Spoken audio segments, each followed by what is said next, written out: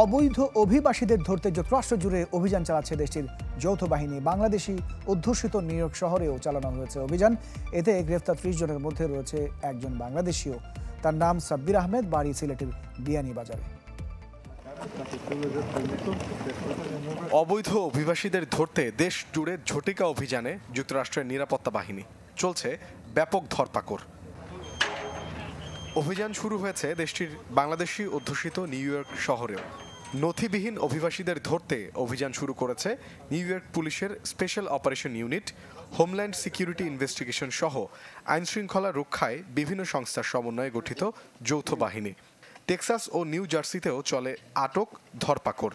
লক্ষ্য পূরণের আগ পর্যন্ত এই অভিযান অব্যাহত থাকবে বলে সামাজিক যোগাযোগ মাধ্যম এক্স বার্তায় জানিয়েছেন মার্কিন স্বরাষ্ট্রমন্ত্রী ক্রিস্টি নোয়েম।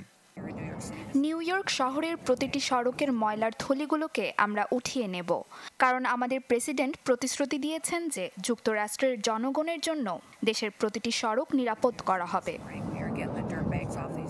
মার্কিন গণমাধ্যমের তথ্য অনুযায়ী গেল 2 দিনে যুক্তরাষ্ট্রে 2000-এরও বেশি অভিবাসন প্রত্যাশীকে গ্রেপ্তার করা হয়েছে, যা বিগত বাইডেন প্রশাসনের অধীনে প্রতিদিনের গড় গ্রেপ্তারের সংখ্যার তুলনায় উল্লেখযোগ্য পরিমাণে বেশি।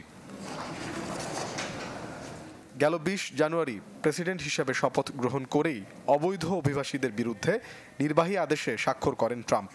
প্রশাসনিক সূত্রে জানা গেছে অন্তত 1 লাখ অবৈধ অভিবাসীকে গ্রেপ্তার ও ফেরত পাঠাতে শুরু হয়েছে এই অভিযান। মোর্শেদ শোভন, চ্যানেল 24।